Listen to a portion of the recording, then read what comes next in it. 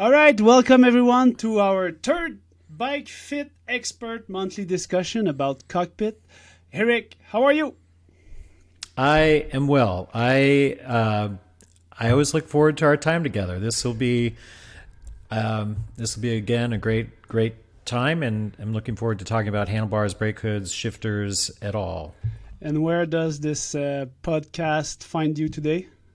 Oh, today I'm in Central Oregon in the United States, specifically Sisters, Oregon. Yeah, I can't wait to visit you there. Yeah, come on down. I'm here for another few days. So today we're going to talk about the cockpit issues and cockpit optimization concerning bike fitting. We have a lot of nice, interesting pictures of cockpit problems, cockpit optimization that we will show you today to make sure that your bike is safe and your bike is comfortable and that your bike can let you ride as much as you can. So we will talk about many things. We will talk about the stem, the hood, the handlebars. We will talk about the positioning of the stem, the hood, and the handlebars. We will focus a lot on optimizing the position, but also choosing the right parts that you need to buy in order to optimize your position, your comfort, and your performance on the bike. So first thing first, I think I'll introduce myself. My name is Guillaume Coutu. I'm the founder of Physio Velo Clinic, so I'm a physical therapist, and I love bikes, so that's why Physio Velo, the name. I've been working with cyclists from a lot of time, but mostly bike fitting from 2015 when I met Eric Moyen in Seattle for my first Bike PT bronze class, and now I have a nice work that is also my passion. So every day in clinic every weekday in clinic usually I see cyclists coming in with their bikes with some issues, and hopefully we can resolve those issues with intervention on their bikes, but also intervention on their musculoskeletal aspect of their body that sometimes needs some work. So that's for me. Eric. Oh, hello. Eric Moen. I'm a physiotherapist or physical therapist, and I've been practicing for well over 30 years. And I'm a lifetime bicyclist and have worked in most aspects within the bicycle industry and bicycle performance side of things. I taught my first bike fit class in 1993 and have been doing so since through a program called Bike PT, of which Guillaume has gone through, and we've worked together since. So enough about me. Let's get on with the talk. Yeah, I think we can just say quickly that we are glad to have you doing some internet free content online. It's a great adventure to do it with you, and there's a lot of experience to share of your 30 years of work. And without further ado, we will start the day. Remember that the BikeFit Expert is a YouTube channel, and we host monthly discussion about bike fitting. If you like what you see, what you hear, we encourage you to subscribe. It will help us continue doing this monthly discussion, and hopefully doing more content will help more cyclists like you reach comfort and performance on their bike. So subscribe now. Subscribe now, as they say. So today we talk about the cockpit. We will mostly dedicate this hour and a half discussion to road cycling cockpit. We can have some chat about other stuff, but mostly what we will talk about is road cycling. The first part really to address is we will talk about the stem. The cockpit usually is consisted of three parts: the stem, the handlebars, and the hood, the brake and shifters. So first thing first, I think, Eric, with your experience, you can present us what was the evolution of the different type of cockpit that was present in the years when you start working with cyclists in the 1990s. And even before then, as a youth I did all my own bike mechanics on bikes that were much less complicated than they are today. And those included what's called a quill stem, which is the stem you see to my left. That's a quill stem that would insert into the head tube and then would be tightened with that compression nut. And then you'd hook the handlebar to it. And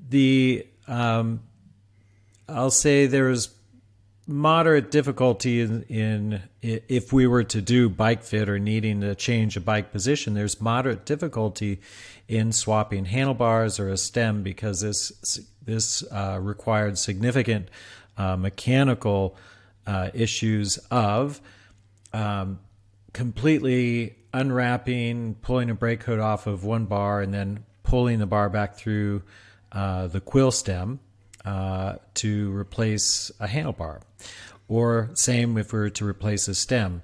For example, these stems mostly came in what you see there is about a minus 12 degree quill stem, although later on in their progression we started to see different angulations of these stems and different run of these stems, or the length of the stem as to how much would be exposed above the head tube. So there were variations of them, and there was a good attempt to hook a bar to hook a handlebar to the bike, but there were obvious mechanical limitations. As we moved into the 90s and beyond, there became the threadless stem and the threadless system. This is the stem to my right, the SLK, the FSA SLK stem, and this is it's just a brand. They all have this, but these stems would directly connect to the steering column, which would extend from the head tube, and this type of stem allows for easy change and of both the handlebar and the stem. The other attempt was to also, of course, race to the bottom of the scale to try to decrease weight, and this is one way of decreasing some of the weight to the bicycle. These stems come in different lengths, they come in different angles, anywhere from 0 degree stem to as much as 35 degree stem, and come in different lengths from usually for road situations as short as 60 millimeters, as long as 130 millimeters long. In our mountain bike world, we see things that are much shorter than the 60 millimeters, but as we're primarily talking road today, the stems that we'll see are roughly the 60 to 130 millimeters, anywhere from 0 degrees to 35. And then also the variation of this will sometimes be the diameter for the handlebar. Our most common handlebars are the 31.8 millimeters, but there are some oddballs out there. And then for our steering columns, the interesting thing about these stems is, or the bikes, the steering column is typically measured in inches, and our handlebar attachment is in millimeters. Yeah. But the vast majority of these stems are for the 1 1/8 or 1 1/8 inch steering column, and then there are some out there that are going to 1 1/4 inch, those being Canyon and Giant mostly. Yeah. So it requires you to really be on board with regards to knowing your metrics of your bike when you are prescriptive in acquiring a new stem for a client. Eric, for anyone working with the quill system, what is the possibility of moving the quill out compared to the head tube? How much play do we have when we want to put the quill higher or lower if anyone is working with this system? Yeah, that's a good question, Guillaume. On the quill stems, there's a mark on the quill stem of minimum insertion, meaning that you should not elevate it any more than this height in relationship to the head tube and your headset. And so if you are working with these, you need to be very careful and observant with regards to minimum insertions. Also, these stems come in different height lengths. So some of these quill stems are very short and have very limited ability to elevate, and some of them, particularly the Nitto brand, has stems with really long runs or really long heights. Now, when we think about the practicalities of how much a person can push a stem into the head tube, that will then be a function of the length of the head tube. Yeah. Because certainly if we have a short head tube and we have a long stem, there'll be some limits there. But, that should be fairly easy to recognize because there's a hard stop at the bottom. And so you can only go so far. If we talk about diameters of the evolution of diameters, usually it's bigger the better. And which was was it 25.4 millimeters diameter for the handlebar in the quill system? Yeah, it ran anywhere from 25.4, and I'm sure someone out there will be like, no, it was this, that, and the other. But it ran as small as like 25.4 to as much as 26.0. Okay.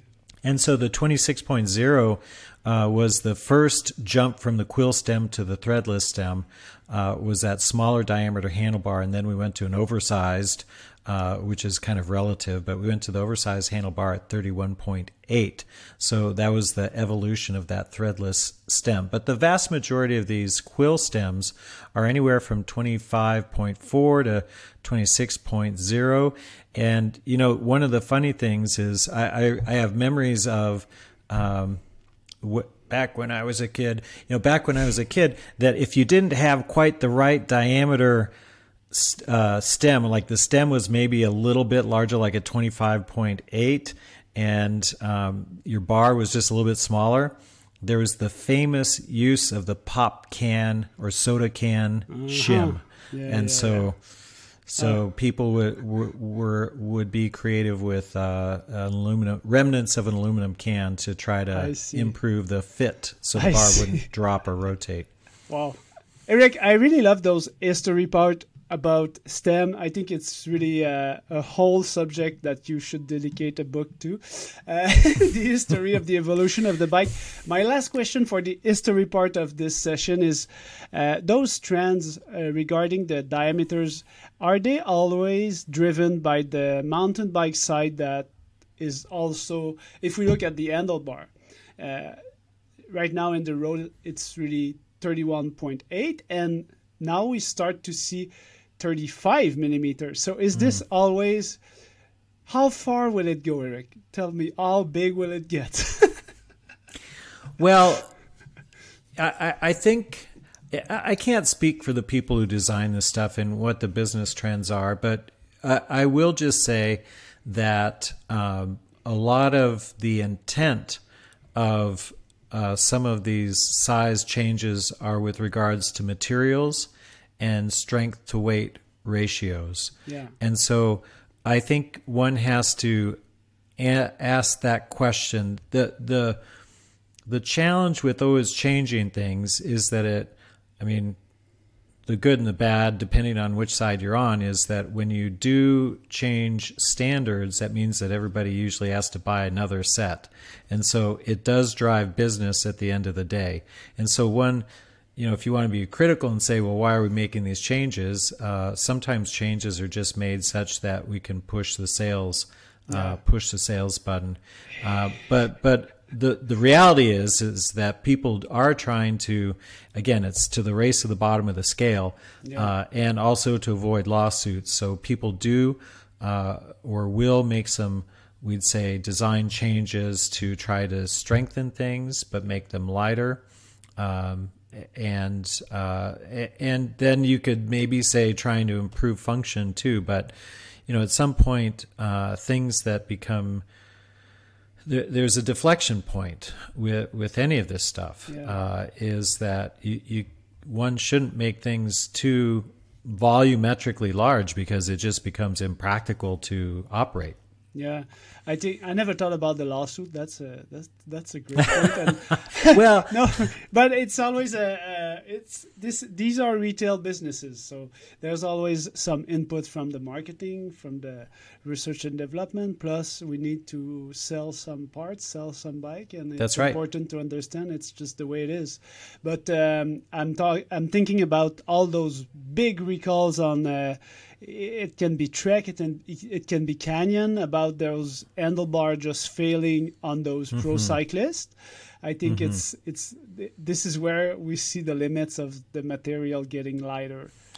Well, and on some of the pro cyclists, sometimes they're riding things that are not quite yet production or sometimes one-off. And with carbon, we have to understand that sometimes when things are made in limited runs, it's possible that there could be some mechanical blemishes in the material itself, which then lead to dysfunction. We saw that in the Tokyo Olympics on the track with the Australian rider with his handlebar steering column failure. It was a printed part that they were using, and it just failed.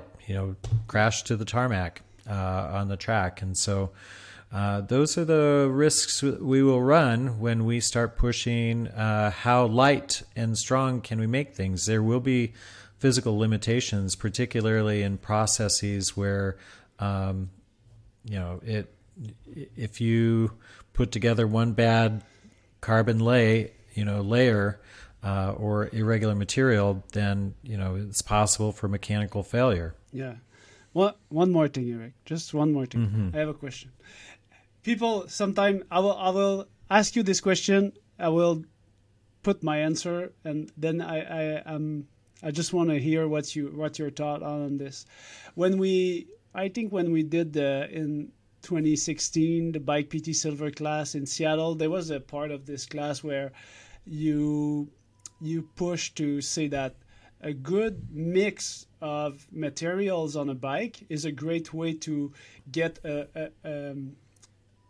good balance between like vibration, attenuation, and like if you put carbon parts, like you have a carbon frame, then you put aluminum parts, you mix parts. So in my mind, when people ask me, "Oh, do you ride the integrated carbon cockpit?" I'm like, no. I just prefer to have the versatility of moving the parts around, trying different stem depending on where is my flexibility and what is my priorities. So people sometimes ask me what is my favorite bike and which part would I equip the bike, and I might be old school, but I prefer something a bit more solid, that I don't have to worry about jumping around on my road bike, than having to worry about, is my bike gonna fail me and just injure me? So to answer that, this is on my part, this is on my side. What is your take on that? What would be your perfect mix of component if you had to build a bike? And then we can finish the introduction of this session. Just such a small question. Well, to be fair, Guillaume, that was the gold class that we discussed. Okay, so it was 2017. No, that's okay. Yeah. So, but that was. I'm always amazed at what people like come up with. Remember when you said? I'm like, wait, I said that. I'm just kidding. But but it is. So back to the mixing of parts and pieces. I think the main issue or the main topic that when we talk about using different parts and pieces can imply different feel of the bike. Things that can dampen, things that can make more stiff. There's ways of making a bike more compliant or more capable of maintaining a line through different wheels or different parts and pieces. And so when we think about an ideal bike, no, it's just yours, Eric. Just yours. What's your just take my on bike? It? Yeah, what do you like? What do I like? We are curious. It's N plus one, man. It's N plus one. It's. I just want more bike. No, but I think to the point of which I was getting to was that if sometimes it's largely practical to have the N+1. Most of the times it's largely impractical. But you know what? Listener will use that as to get to their wife and justify another bike, Eric. That's right. And they say, well, Eric said, you remember when you said this? And I'm like, oh, maybe. But to the point is, it's like, ultimately a bike is a tool. Yeah. It gets us from place to place. If I have a bike that I'm going to ride across the Sahara, I want a bike that is not going to fail me. And so I will put things on there that will be reliable. You know, I'm not trying to set speed records, so it doesn't have to be the lightest, latest, greatest, because that might prove to be unreliable. So I don't know, Guillaume. What's your favorite bike of the moment, Eric? Come on. The favorite bike of the moment? Yeah, what's the flavor of the moment in Oregon 2023? You know, you're going to pin me into this, but the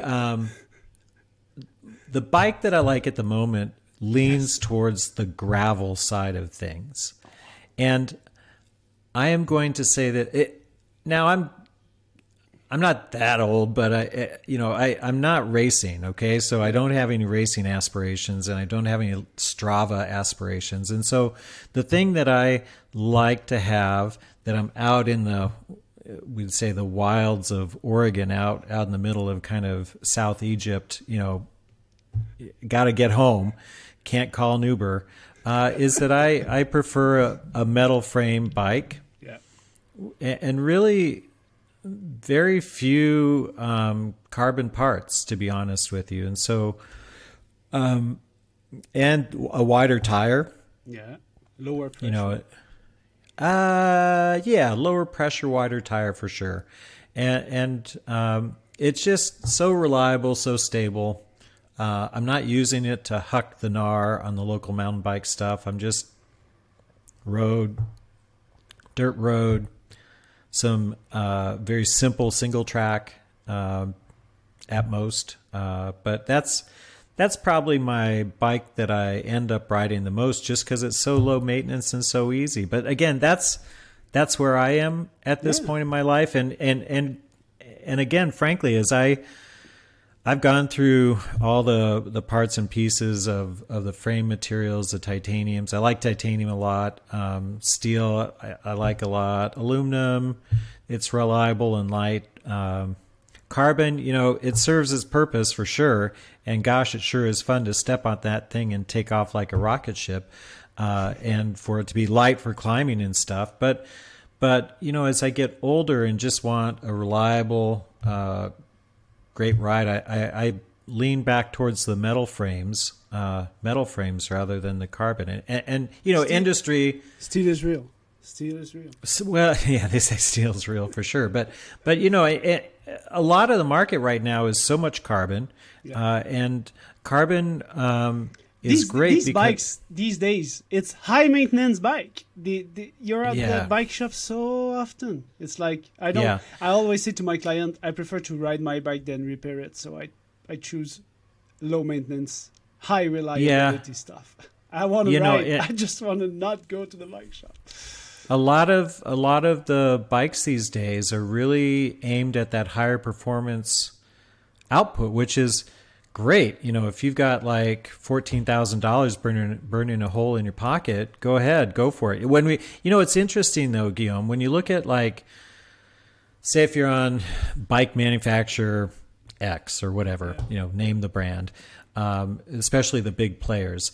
It used to be like, well, I remember maybe about 8 years ago, there was like, oh my gosh, there's one bike at $10,000. Yeah. Whoa. And now it starts at $10,000.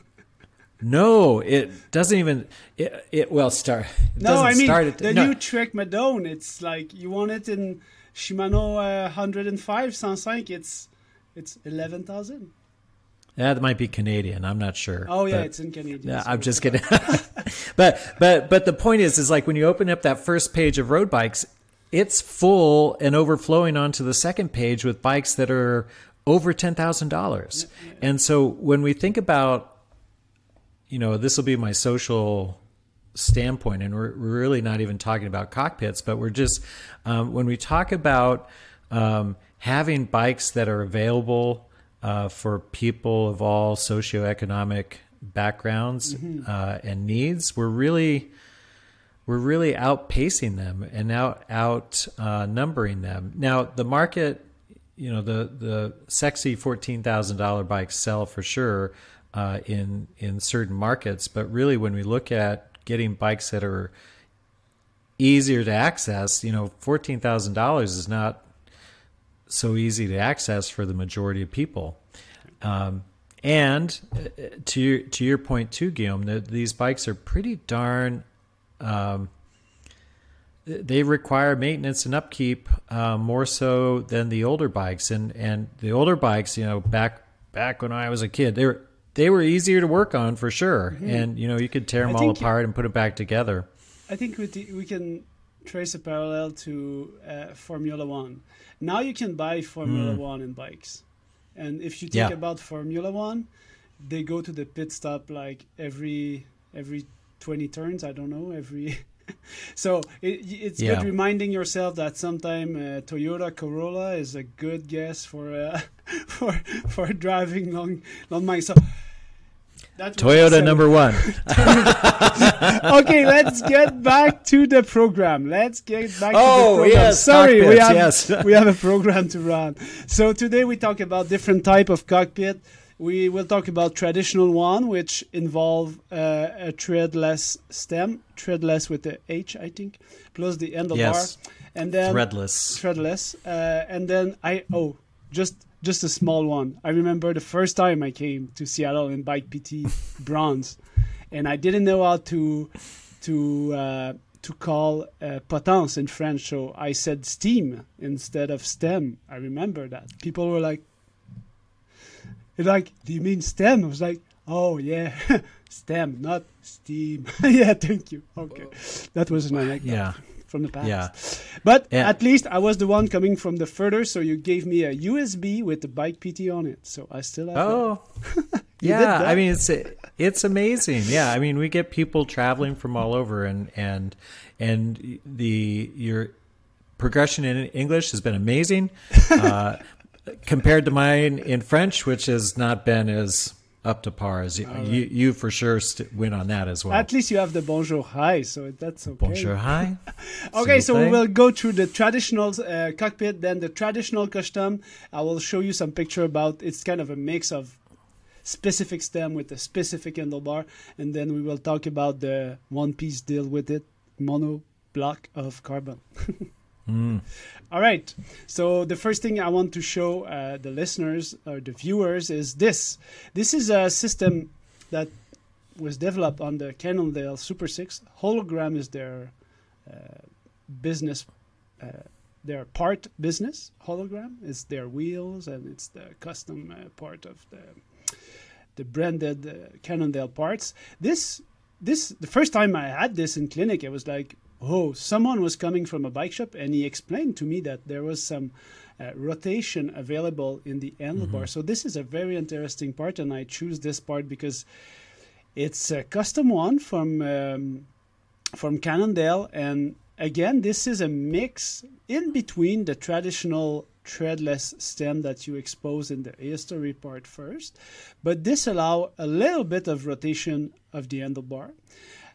Again, the downside of this equipment is the fact that if you need to change the stem or if you need to change the handlebar, you need to stick with the traditional system, because there's another part that we don't see here. It's the direction, the steering column, and it's all integrated cables underneath it. So this is kind of a mix. We won't spend too much time talking about this. I think people know that we have some reservation regarding those parts. I mostly want to talk about this, the monoblock. Do you call it monoblock? Do you say monoblock? Is it in French? No, it's just an integrated bar stem cockpit is what you could call it. I try to lean towards things that easily describe it to everybody and not necessarily use proprietary terms. So this is a very interesting part that we see more often on very high-end bikes. What would be your main concern, Eric, if you have someone coming in clinics with that piece of equipment? Well, Guillaume, I think let's talk about the intention of the component. I mean, the intention of the component is, again, to race to the bottom of the scale. Yeah. How can we make things? This is very light.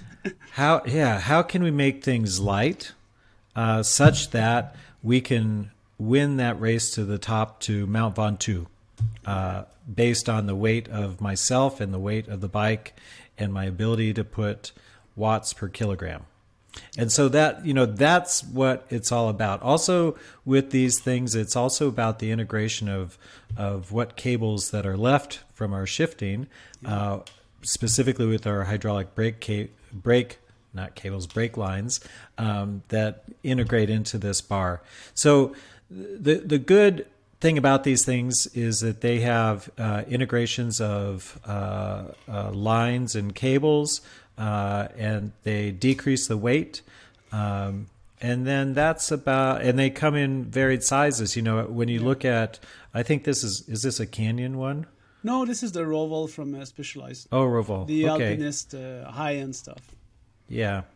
I mean, they're probably made all in the same factory. Let's be honest, but they're slightly different in design for trademark reasons, and then they all come in different kind of groupings of bar width to stem length. Typically, what we'll see is the wider the bar, the longer the stem combination, and then the smaller the width, the less of the length of the stem combination.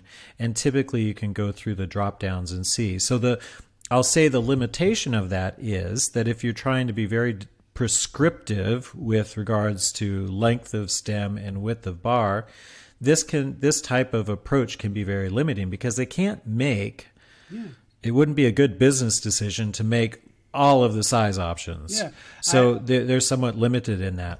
I really appreciate your compassionate view on this. I'm very judgmental of that, because my goal, usually I'm young, so I'm more excited. I'm more like on the nerves. But my point is I like to help my cyclists.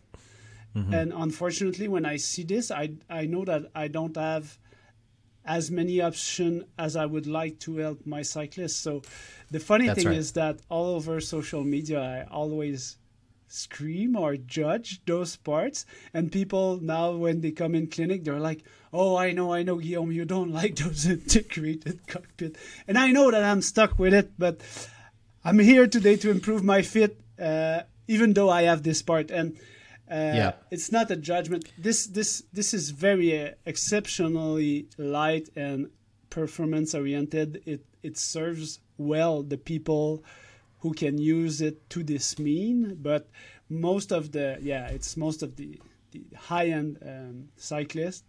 But my point is, it's again the bell curve distribution. When you're very small or you're very tall, it's not a good business model to make every variation of like a very short stem with a very wide handlebar. Mm-hmm. So there's less choice. I remember a time when I was prescribing the smallest one to a very small cyclist, and the shortest stem that was available was 80 millimeters. And unfortunately, that was still too long. It was on a Trek Madone, maybe 2017, and in those times the Trek Madone Bontrager handlebar were at very profound drop. The drop were very, very long, so it was like very hard to have a good reach for a short, smaller cyclist. And it's relative to the bike size. So sometimes we have to choose a little smaller stem or a little longer stem based on what a person is bringing to us in the office. The other challenge with this system is that because a lot of times, so for example, I mean, this is kind of classic of what happens is a person who brings a Canyon bike into my office with an integrated bar stem, and it's just too it's not the right size. And their option is to get a more appropriate sized one, and that's like a $400 proposition. Meaning, so you're shelling out another $400 just for this bar stem combination. Where, you know, if we're thinking about it from a practical standpoint, you could just swap out a stem for like $50 if you had a standard bar and thing. Yeah. The other thing that's a challenge is if they're like, oh no, I want to stay with this length of stem and bar, then we end up compromising where we're going to put the saddle in relationship to the handlebars, and so we fit the bike around the handlebar rather than anything else. You know, a lot of times what you were referring to with the Trek Madone person who needed a shorter stem, a lot of times we're fitting these bikes based on establishing saddle position first and then, you know, accommodating at the bar and stem. And that becomes largely difficult if we have these limited choices with bar stem combinations. Mm-hmm. Yeah, exactly. One thing, just to finish on those more difficult parts to bike fit, it's also hard. I want to have your point of view on that. It's a personal question regarding my daily chores of bike fitting. It's when people they want to guess this size before buying. Like, I have already done their bike fit, but on another bike, so it's very hard for me to give. They trust my expertise, but again, I don't trust myself enough to make a prescription of a handlebar, especially if it's a new bike, because sometimes when you order those bikes, you can say like which stem length and width of handlebar you want to have, and it's hard to tell. You can guess the handlebar width because you already have the file of the person and all those informations are in there, but again, to guess the new stem length when you have another you have different length in the effective top tube, it's kind of hard to make a first guess when the seat angle is different. Again, it's we are talking about bike PT gold stuff, but it's a very hard guess, and I feel responsible for people reaching out for my expertise, and most of the time I cannot. I prefer to not answer. I reserve the fifth, not answering their question. I can make a guess, but again, I say it's hard to be 100% sure. I know you're looking for certainty, but it's hard to guess, especially if you put that on a new bike that we haven't seen in clinic. So, how do you deal with that?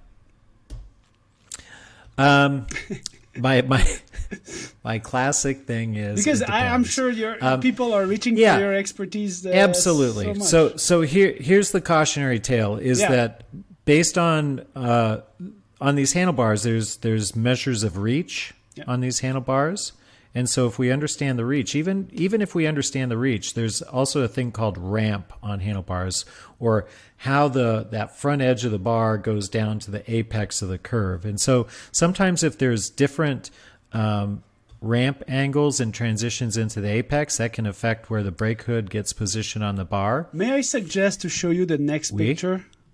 For the ramp?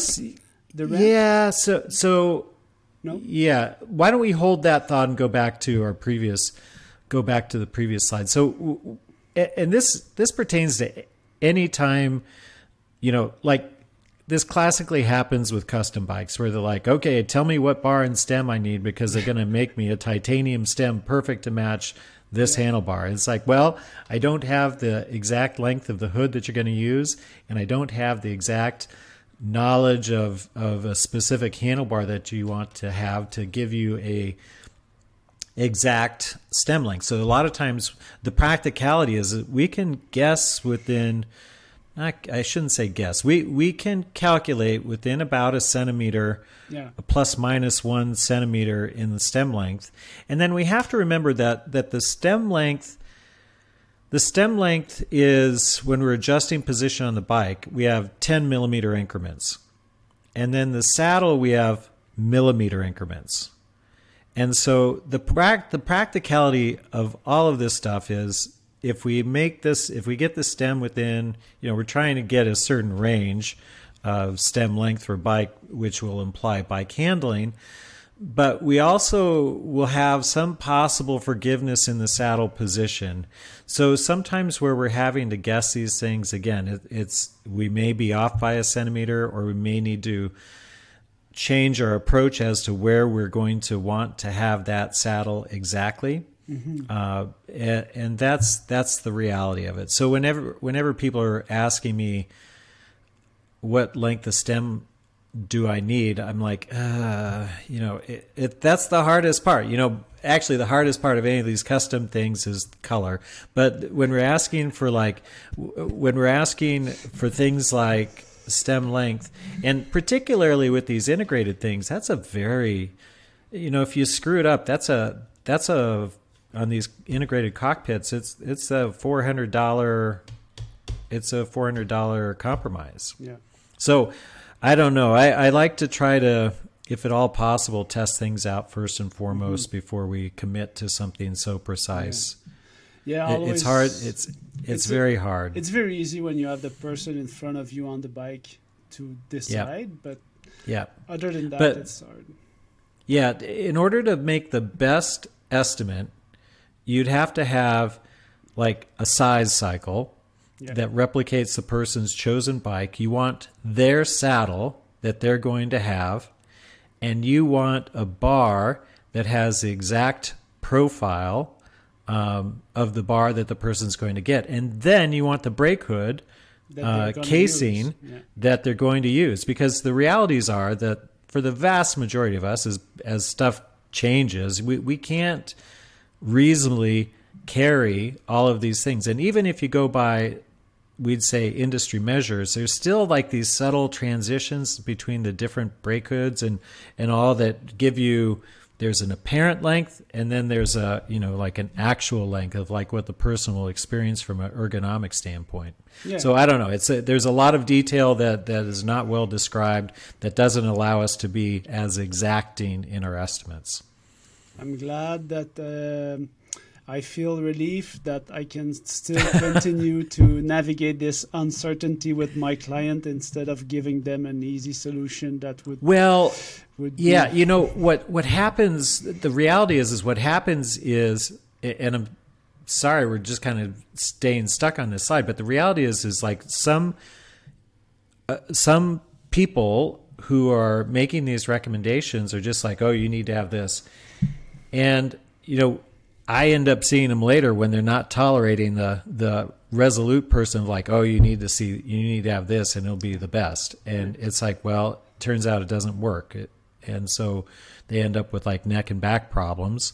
And then they end up coming and seeing me, and we shorten a thing by a centimeter or lengthen it by a centimeter, and voila, it's all better. Thank you so much, Eric, for this this wrap up about the uncertainty. It's not over. No, it's not. It's not. But I think we can keep on going with the different. Like if we look at this, these are 4 different handlebars.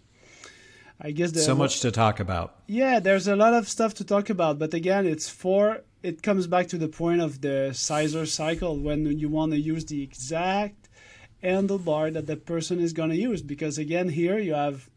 These are 4 handlebars, but they are way different handlebars, and the hood position will be a lot, very, very different on every one of these handlebars. So it's correct. It's important to understand that those parts are not made exactly the same, and this can cause different pathology or discomfort on the bike. So you need to assess the person with the right part. So I guess we can keep discussing about the handlebar choice. That would be a great way to start the discussion about width. So first, the width. This is probably something we can more easily answer about the morphologic width of the shoulder. This is a starting point. Usually when we assess the handlebar width, we go with the shoulder width. So we start with the shoulder width, and usually you can add as you said in a couple of years ago while taking the first class, one of the first rule you can use is shoulder width or shoulder width plus 2 centimeters. Yeah. So that's specific to the road scene. When we talk about, so when we talk about shoulder width measures, there's a couple of ways to measure shoulder width. And so I'll tell you my way of doing it, and then we'll discuss the other way that's out there and kind of some of the implications of it. How I suggest measuring shoulder width is having a person stand up nice and tall and then measure from bicipital groove or long head of the biceps to long head of biceps, and then adding essentially 2 centimeters to that to get your handlebar width at the brake hoods. Mm-hmm. And we'll talk about that with regards to shape and design of road handlebars, but generally that +2 measure works out fine. The exceptions to that, if I may, Guillaume, the exceptions to that is that current trend, everything's going more narrow for marginal gains in aerodynamics, which is really only appropriate for those who are going consistently over 20 to 25 miles an hour and are, under 30. But for the most part, 30 years old, you mean? Yeah, 30 years old. Yeah. They're not on the wrong. They're on the right side of 30, not on the wrong side of 30. So anyway, the other exception to that for road is, if you go like to a +4, the increasing width implies or kind of gets you to a point of increased feelings of stability. The downside of going too wide is some of the postural strains that occur at the hand and wrist as a result of the excess of width. But it's not too unreasonable to think that we could be either at shoulder width or maybe a little bit in if we're really pushing aerodynamics, but it's unstable, and it's the +2 is kind of the sweet spot, and then we go a little wider for stability, but understand that if you're riding like 3 gazillion miles, it's not going to be comfortable for the long haul. And you just one more thing. Yeah. Well, just one more thing. That's the usual statement, and depends. The one more, we talked about the different ways of measuring shoulders. The shoulder, the kind of the traditional classic way of measuring shoulders is acromion to acromion. And usually that's measured, the bike fitter will come across the back of their shoulders and measure from acromion to acromion of the shoulder. And so it's kind of funny when I get people in to my office and I'll say, okay, I want to measure shoulder width. You can tell people who've been to a bike fitter before who measures acromion to acromion because they'll automatically turn their back to you and say, no, turn back around. But that's the traditional method is measuring acromion to acromion across the backside of the shoulders. And again, so there's two ways of doing it, and then just one last thing on that. Then everybody's got their standards of like, if you have this acromion to acromion, that dictates your bar width exactly, but it doesn't say is it bar width at brake hood or bar width at drop, because that can also vary. Okay, so I'm sorry, I'll shut up now. No, that's perfect, Eric. But the point is also to come back to the point. People might think that there's a better way to measure. The point is not, there's no better measurement. It's all about what you do with it. It's all about, it's not about the tool. It's a fool with a tool is still a fool. I learned some stuff there. That's right. But my point is also, how do you measure handlebars? Because people, they come in clinics, they say, oh, this is a 40 centimeter bar. I'm like, yeah, 40 where?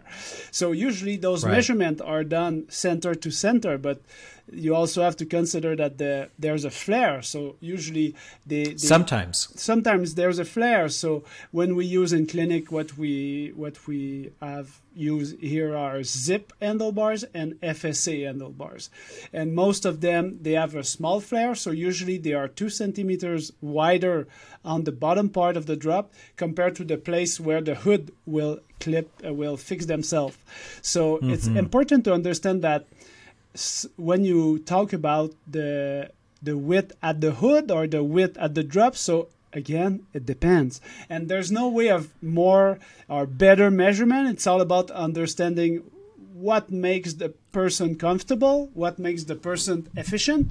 And again, it's not like there's a lot of tools. There's a lot of way to measure. You can do it in millimeters. You can do it by hand. Right. You can do it with a computer. But at the end of the day, the result must be judged on, is the person comfortable on their bike? That's the only measure of. Do they like to ride their bike, and can they safely ride their bike? Yeah. So the thing with the we have to remember that when we're assessing for handlebar width, our most common hand position is at the brake hood, and that's where our measures of the shoulder will correlate to. As you were stating with some of these bars, the bars are typically measured in width from center to center on the drops. Some bars are measured center to outside to outside. So those measures can be 2 centimeters different. So when we're looking at the parts catalog, we have to understand where the measure is taken, and then it's not always written in the manual parts. That's right. So it's always a guessing game, because in clinic we take all the measurements for the BikeFit assessment, but again, it's trials and errors, and then you're like, this year they measured it that way. Well, the vast majority, to be fair, vast majority that are available in the U.S. distribution is center to center. But the thing that there's what I call square bars and flare bars. The square bars are the same width at the drops and the hoods. Yeah. So they're like Bontrager does that. And then there's the ones with the flare. So there's like a 5 or 6 degree flare, which gives you that 2 centimeter difference of hoods to bars. So for example, if you have the FSA compact bar measured at 42 centimeters, it's going to be 40 centimeters of the brake hoods. And so we do have to remember that when we're prescribing or suggesting handlebars for a certain person. So it's very important. It's a very important aspect of that width of the bar. I guess to finish on the width, it's very. Don't underestimate how easy it is for a cyclist to choose his handlebar width if you have those handlebars in clinic. They take it in their hands, and usually they are able to say, this is too wide. Oh, this is just good. Oh, this is too narrow. So it's always a good thing to have. If you cannot sell the handlebars, at least to have some demo to try them out with the cyclist.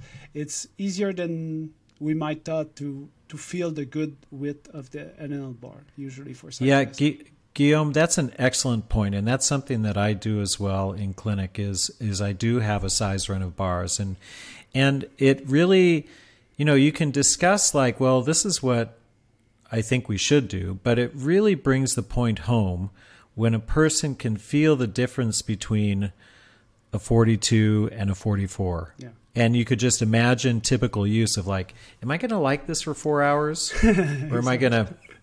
Or is it going to be a strain for like the 2 minutes that I hold on to this bar? I just put the slide a bit wider for us to continue discussing about the reach. People, they might not know that there's different measurements on a handlebar. So the first is the reach. It's the depth. Am I right? The depth of the drop? Well, no. Or the depth. When we say the depth is drop,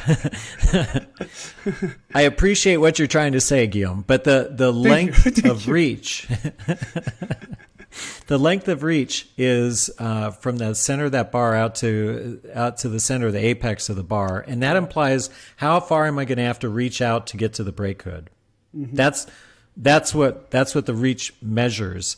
And I had a cyclist yesterday, a small 14 years old cyclist, and the reach was so profound, was so long, it was so great. Long that her forearm, and she was a competitive cyclist, a young, very good competitive cyclist. So the forearm had how do you say?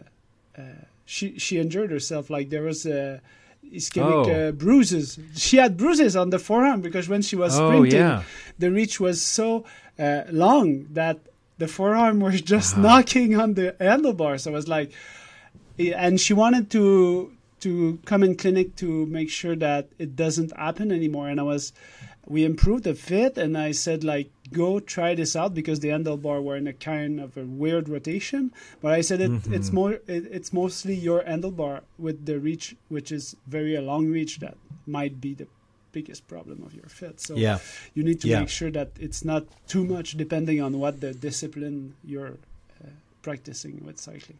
Right. So the different reaches run anywhere from like as short as 72 millimeters to as long as, like 92. Yeah. There's some really long reach bars out there. They some years ago, they went from, I think it was 95 or 100. It was very, very long, no?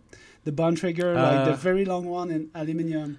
I'm unsure. It was just long. It was just very long. For most of the cyclists coming in clinic, they would be better off with the 80 millimeters or 75 from a FSA compact bar. It was a trend on all the Bontrager. It just kind of depends on who the designer is and what their values are in the product they want to push out. And probably the background also, pretty because the background of cycling, because sure. There was evolution on the reach a lot. Yeah, the thing is the reality is that most of the bicyclists who are buying parts and pieces out there are not under 20 years of age and are not riding all the time. So there are people who are coming to cycling that if you decrease the reach of a handlebar, it gives them a better option to actually reach to the shifter and brake. Yep. There's some people would say there's disadvantages with the short reach bars as well, because it decreases your option of where you can put the hands. But frankly, the importance of reach it's part of the equation of, can I reach my brakes and shifters reliably and in a stable manner? That's it. There's so many cyclists coming in clinic telling me, "Oh, I don't use drop. I just don't use them." I'm like, "Yeah, but you should be able to." Usually, it's a problem of a positioning problem. You're not using them. I totally understand, because they are very in a bad place for you to reach them. But it's my job to put them in a good place so you can use them and be more secure on the bike. So if people want to remember something, you should be able to use your drop and reach for the brake. To maybe put it a little different way, ideally for the intended use of the bike, is a person should be able to use, and I'll use a qualifier on that, should be able to reach their drops. They should be able to reach their brake hoods and then use the upper parts of the bar reasonably. If they're, the qualification on reach to the drops are those people who are really very limited with regards to their flexibility. A lot of times they won't necessarily be in technical situations where they may not need the drops or want to use the drops. And so that's sometimes an unrealistic expectations. But if they've got some ambition and they want to use the bike in a very technical manner, it's reasonable such that they should be able to use the drops, the brake hoods, the uppers, the different parts of the bars freely. There should be at least like 2, 3, 4 position on the handlebar that you can switch in between depending on the terrain that you're riding on. So absolutely. If we come back to the drop and the shape, can you are you ready for a 60-second challenge? Okay. Yes. Guillaume. Just to wrap our head around the traditional versus anatomic and compact. It comes down to the history of the evolution of what about the drop? I think you want we me can to wrap talk about 60 the drop, seconds with a drop with and the shape? Yeah, well, just the drop, that's fairly easy to say. Is just the drop is from the center of the bar to the center of the drop. And so the compact ones are typically 125 millimeters. The classic road ones are 145-ish. And then some of the track handlebars are even a little deeper than that. When we get to the shape, this is part of the 60-second challenge, there's traditional bends, flat bends, there's ergonomic bends, which are not always ergonomic. There are different intended shapes and designs.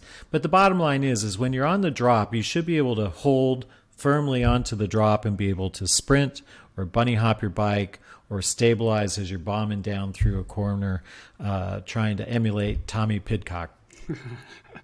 All right, so this is the main goal of a good handlebar, is trying to emulate those exceptional riders.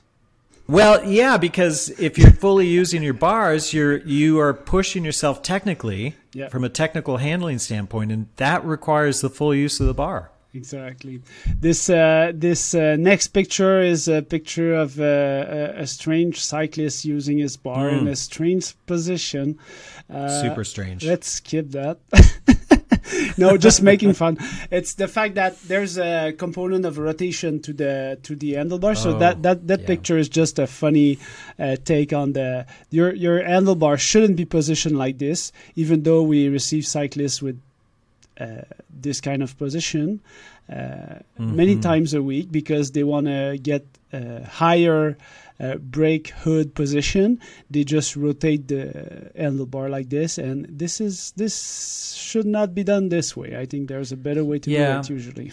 Yeah, but the oftentimes when you see this bar rotated up, it's to try to shorten a person's reach or try to get their brake hoods closer to them, and that's closer. Yeah, I call it a cheating maneuver where it should be done in a different way, and so we end up making lots of changes around this simple modification that people make to their bikes.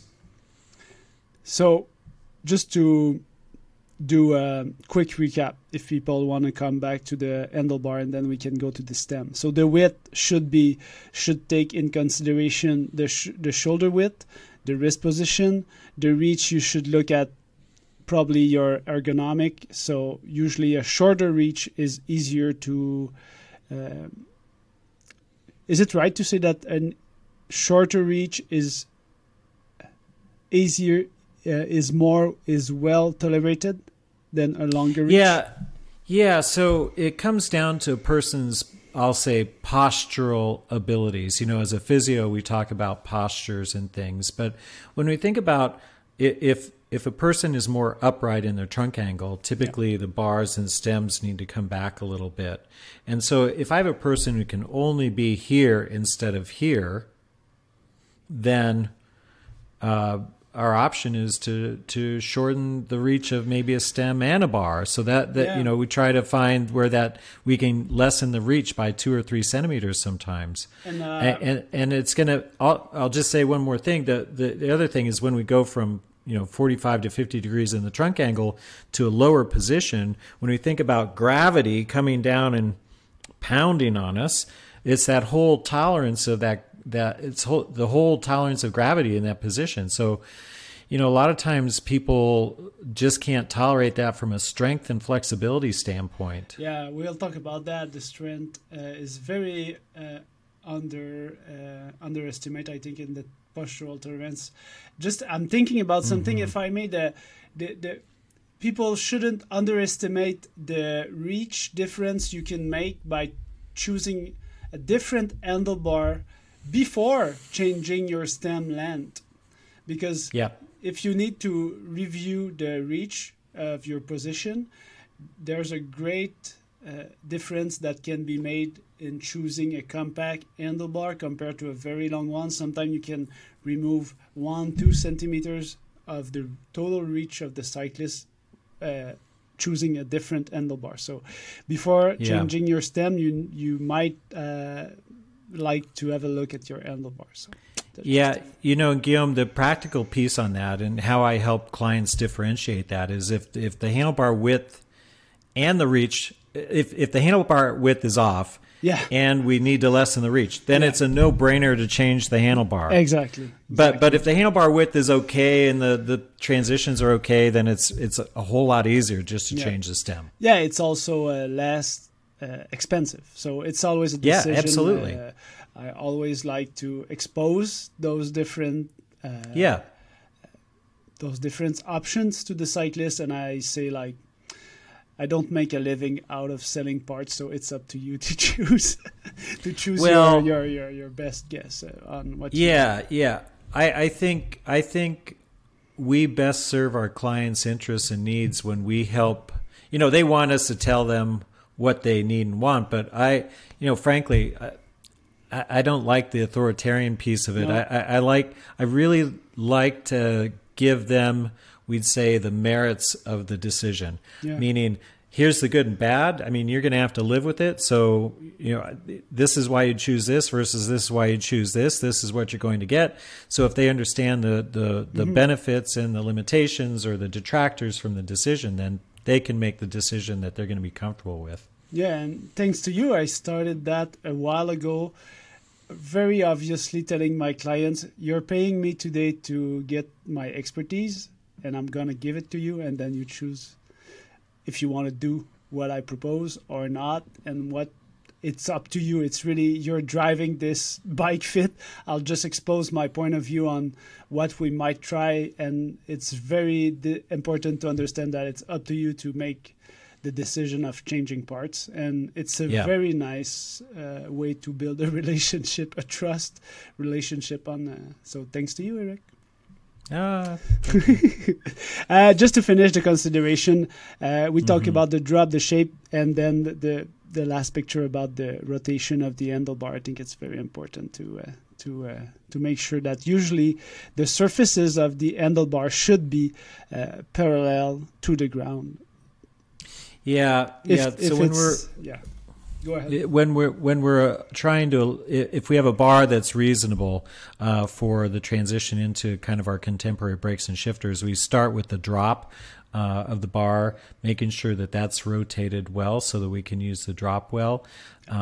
There are exceptions to that, but that usually gets us into a good starting position. If the bar has too much irregular ramp to it or transition down, then we have to make a decision. Do we prioritize the transition to the hood, or do we prioritize the drop? And so in my world, an ideal bar allows us a flat drop and a great transition into the brake hood. That's my dream for everyone. That's a good goal for every cyclist. So to keep on with the program, I think we can now discuss about the hood position. Just before, you had some take on the history regarding the hood. Oh yeah, the back when I was young, there was like in the 60s, 70s, 50s, before I was born, they were down tube shifter bikes. And so the shifters are on the down tube, and your primary hand position was on the drops of the handlebar. In fact, the for you to put your hands up on top of the brake hoods was not great. It's not comfortable. It wasn't designed for that. And so when the brake hoods were positioned on the bar, they were definitely prioritized for the drop. And so that was traditionally measured by running a plane off the drop, and then you put the brake hood in line with that plane. What was referred to as the old Belgian style of positioning the brake hood on the bar. Now, fast forward to contemporary mass production of bikes, the one practicality of mass assembly is putting the drops on a table and then simply aligning the tip of the brake hood to be in plane with the table. Yeah. And that, I can't speak for every manufacturer because it changes from year to year with the manufacturers. But a lot of times that alignment doesn't guarantee good transitions of the brake hood on the bar. It's important to remember that most of what you get out of the box is always a matter of optimization of the production chain. So it's not, they are not thinking about so much about you, but about your money, I guess, because they want to sell the bike with the fastest production chain that they can have. So yeah, well, it's about reliability of production on, to be fair, it's about reliability of production. And it's not all these doting Italian grandmothers putting together their grandson's racing bike. These it's not are made by hand, Eric. It's not by hand, made in Italy. Oh, it's by hand. By hand. Yeah, it's all assembled by hand. That's for sure. But the thing is when we start again trying to reproduce this with kind of a reproducible transactional labor force, you have to have some standards in assembly, and so manufacturers typically create that choice and they stick with it, and off it gets shipped to North America.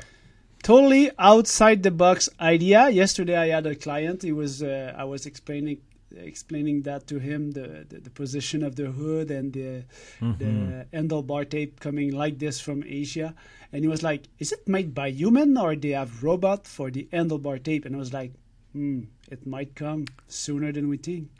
I was like, because I look at the handlebar tape, I was like, yeah, it looks very much the same. I guess it may be something that they can optimize with robot.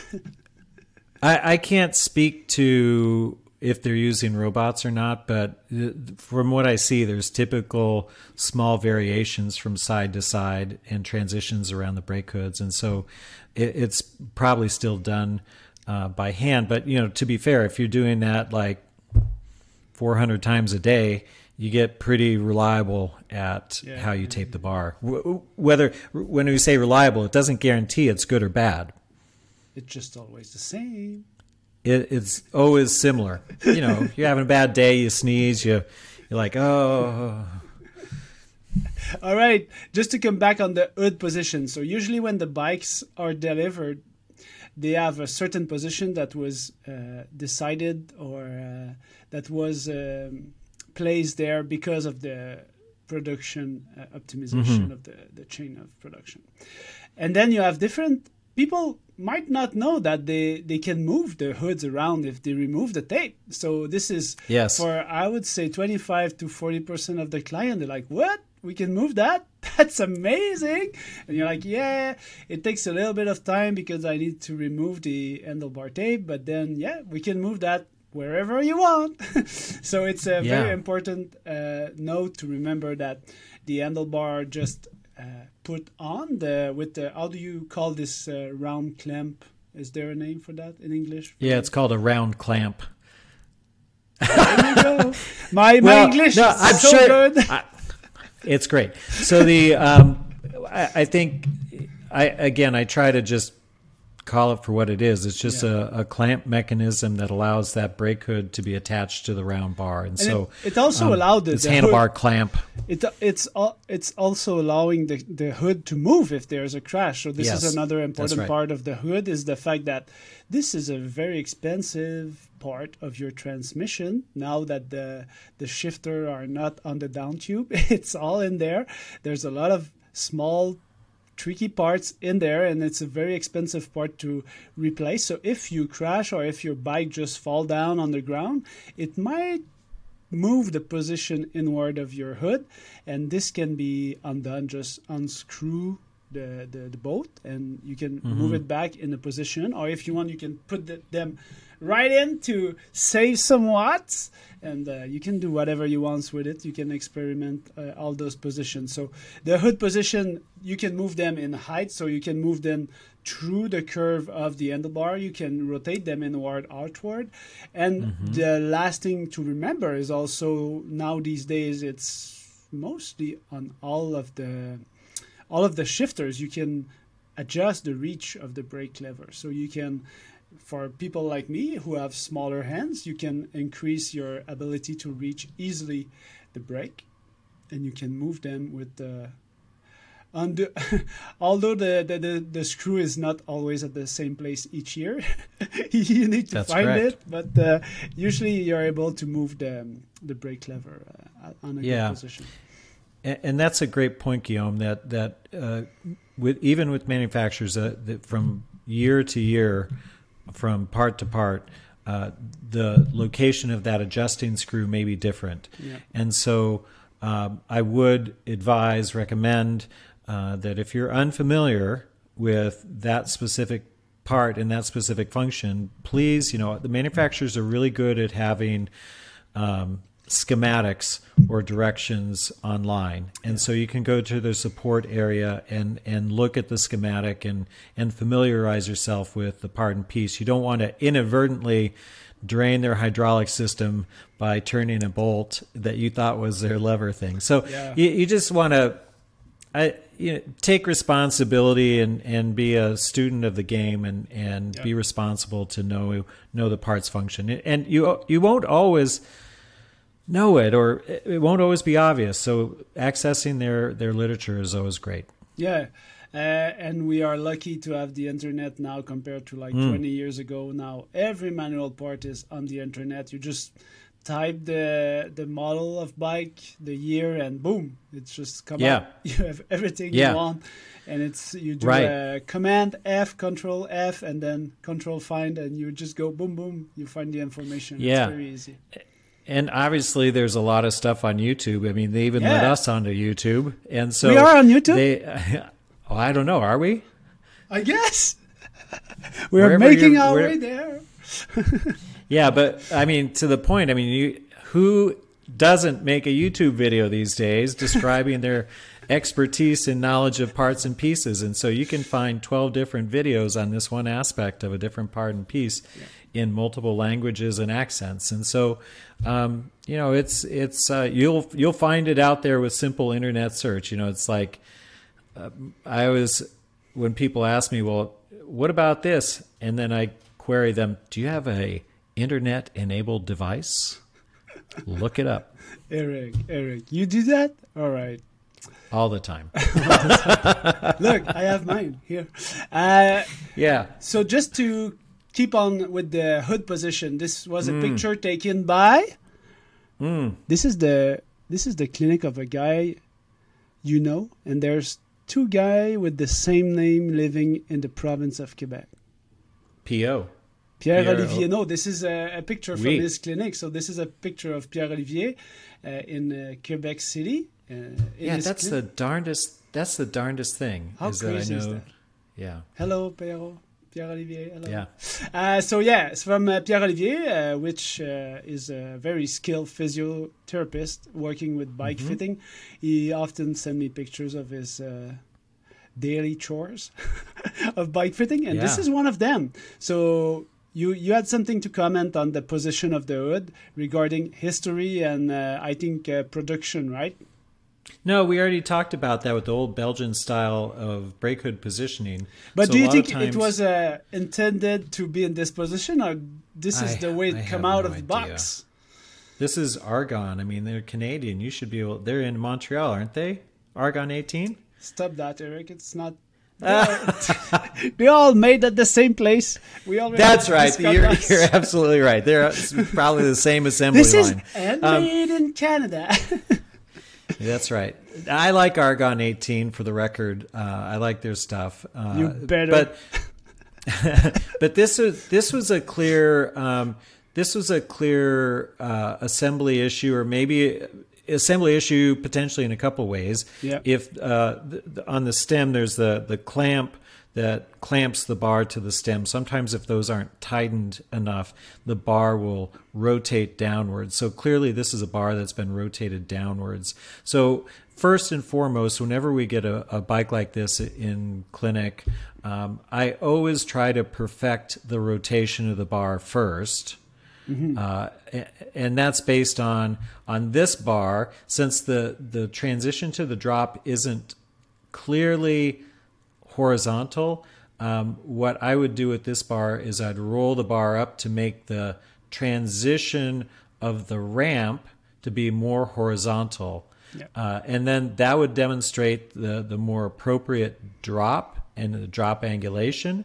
And then also we would see that the brake hood is just a little too far over the end of the bar, because it still assumes a slight negative angulation once we were to roll that bar up to more level position. Yeah. And the first thing we might ask the cyclist is, how did you get in that position? And most Yeah. of the time they're like, what do you mean? Which position? I don't know. Just ride my bike. Yeah, exactly. So it's not. But my usually neck it's- hurts. Usually it's not intended. It wasn't. Yeah. A move. Yeah. And Guillaume, that's a great question, though. When we work with our clients and our patients, is just understanding how they got to where they are, because a lot of times they're unaware of it, or they've had some other BikeFit experience, or they're trying to emulate the latest greatest online. And so it is important to understand their pathway of how they got to your office, just so you can talk about the positives and negatives of where they've come from. And this gives you good information of where to start with the education, because the education part of our bike fitting session is a very important part of the That's right. of getting a cyclist in a better position when he comes out, when he get out of the clinic, than when he comes in. So it's always a matter of understanding what do they know and what information can I give them in order to make them more comfortable and more enjoying their ride. Yes. Okay, let's go for the stem, Eric. So stem, usually, we already discussed a bit about that. Yeah, we talked a lot about STEM. Yeah, we talked about STEM, except the exception of the system that can be on some STEM, like the Easton or the Bontrager sometime, which usually when you screw the bolt, Tension. Yep. the tension on the bolts. boat, you would do like symmetric balance tension on the boat, except some stem which usually it's written on the stem that you must tension up first and then the bottom afterwards. So you must have a look. Usually it's written on them. So it's important. And there's a couple of oddball Ritchie. I don't know if they still make these, but they had that lock top or top lock sort of thing where you'd tension the top first and hold that in its designed position, then counter tension the lower part. And so you just have to be aware of those, because the number one thing is we safely tension the handlebar, the stem to the handlebar, such that it stays put, that it doesn't slip, it doesn't slide, it doesn't fracture the stem because you've over-tightened it, or fracture the bar because you've over-tightened it. Before moving forward on this subject, I guess I want to give you a clinical situation. Usually patient cyclists coming in clinic, they want to know if their stem is the right length. So usually what I do is I say we start from the foot, then we assess the seat, your saddle position, and then we finish with the cockpit. So as long as I'm not there yet, I cannot answer you with a good answer, because I need to move maybe the saddle fore and aft in the front, or more the setback position of the saddle. I need to move it, and then I can answer your stem length only after the cockpit, the handlebar is well rotated with the hood well adjusted. Then I can make the decision of the. So is it true to assess it this way? And if it is, it's important to remember that the stem length almost come at the end of the process of a bike fit in if we think in chronological order, right? Yeah, so 100% yes. Hundo P, as the kids, or as my daughter might say. So when you talk about bike fitting, I alluded to this earlier, is that when we start with bike fitting, we typically start at the pedal, the saddle, and then move out to the bars. And so the reason why we do this is that we prioritize the ability of a person's ability to push down on the pedals reliably and mechanically efficiently in respects to their anatomical capabilities and limitations. That's first and foremost.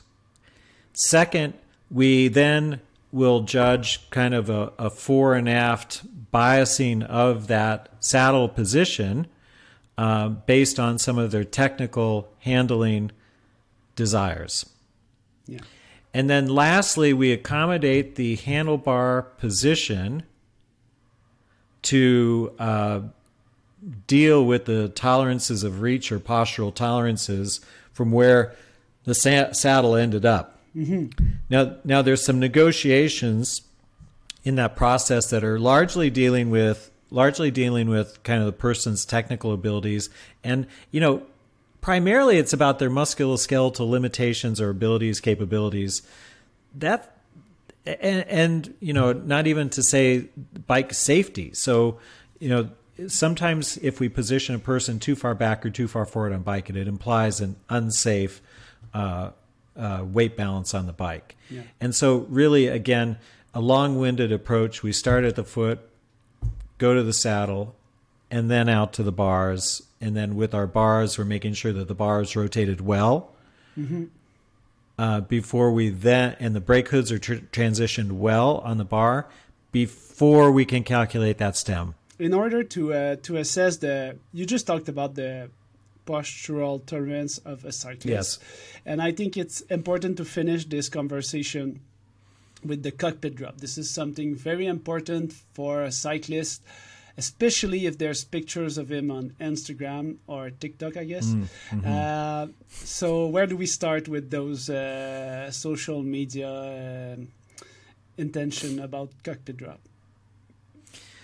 Yeah, the cockpit drop hashtag slam the stem sort of thing, right? So, how low can we go? And that's really the question. And the intent on, when we think about the traditions of cockpit depth, it's mostly around aerodynamics. So when people are pushing their cockpit depth, they're trying to get lower to decrease their frontal surface area. So like if you're stuck in an echeloned line in the winds of Belgium or Netherlands, and you're just trying to hold on to a wheel, that's where it is important to have that low position. Also, with center of mass being a little bit lower, you can sometimes get away with cornering a tighter line at high speeds. And so that's where the depth is important. But the practicalities are that if we do push things too deeply in the front, oftentimes we run out of the flexibility or the gravitational tolerance of maintaining that position. That's why oftentimes you'll see people trying to roll their bars up to try to shorten their reach.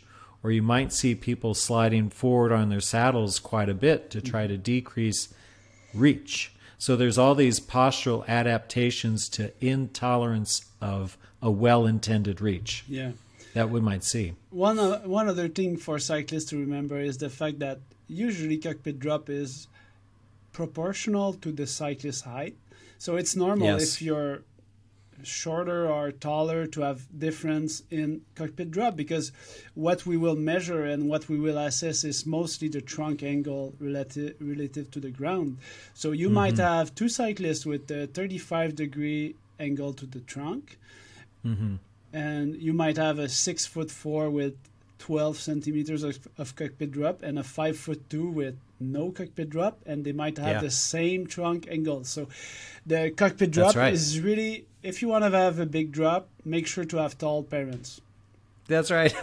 Make sure of that. Okay, and just another thing is just one more thing about the strength. The strength of the upper body, the strength of the trunk. It's a very underlooked part of the training of cyclists who can tolerate a very big cockpit drop or a very aggressive position. Usually they are able to have a very good trunk stability, good postural back muscle. So there's really a correlation between your overall strength of your trunk and upper body in order to tolerate aggressive position. Am I right? Yeah. Well, I would say to further define that, what would be more accurate to say is that as we decrease our or lower our trunk angles. If we think simply in terms of physics, it's a function of a couple things. That lower trunk angle requires greater strength to work against gravity. That's a longer lever against gravity, which from a physics standpoint requires more strength. Yeah. Secondarily, we need to have the flexibility to rotate forward. If we don't have the flexibility to rotate forward, then we put our back in a kyphotic or a really forward bent position. Yeah. And that puts the muscles at a really mechanically disadvantaged position, and therefore decreases a person's position or postural tolerance in trying to overreach out to a drop that's really way too deep. Yeah. So in order to have big cockpit drops, just to make sure to wrap up that, you need to have good flexibility, good postural tolerances, good strength, and usually it always comes with experience on the bike also. So absolutely. You started from the bottom, now we're here. That's what they say. Helps if you're 20 years of age. I mean, okay, just a funny picture to make sure to have a good laugh. No, just not a good laugh, but this is something we can see in clinic, and this is, as you said, one way to assemble a steering column.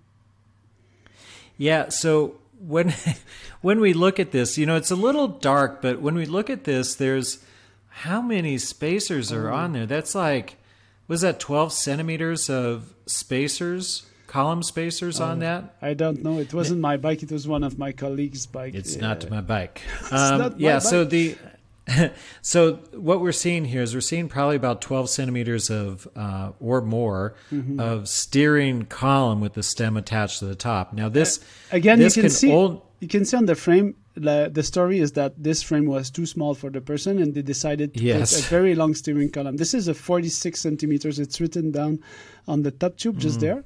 So it was a very strange story, but it was. Is it secure to have this type of mounting? Well, yeah.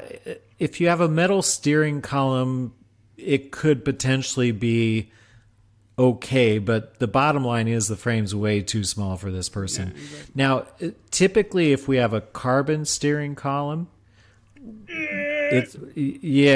what's said is that one shouldn't have any more than 4 centimeters of spacers underneath the stem. Yeah. And clearly, if this were a carbon steering column, this would be not advised. Yeah, not advised. It's unsafe. You can get away with this with a metal steering column, but it's not. There's other things afoot, shall we say, such as improper frame size, or if the person really has to sit up quite a bit, they may not be appropriate for a road style bicycle. It may be something that we put them onto a hybrid style of bicycle with a flat bar, or maybe even we'd say a Dutch style bike where it's more of an upright sitting and swept back bars where they can sit more upright. So sometimes, it's our best advisement if they're not going to tolerate typical road handlebars.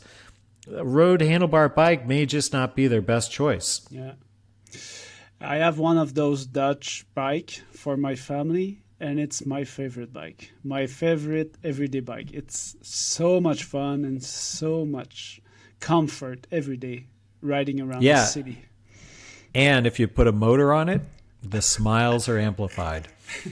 All right, Eric, just to make sure to finish on a very educational note, I come back with this slide that is coming from one of our previous sessions. So if you are listening to us for the first time, make sure to check the YouTube channel because we have other sessions discussing about other very interesting topic about bike fitting.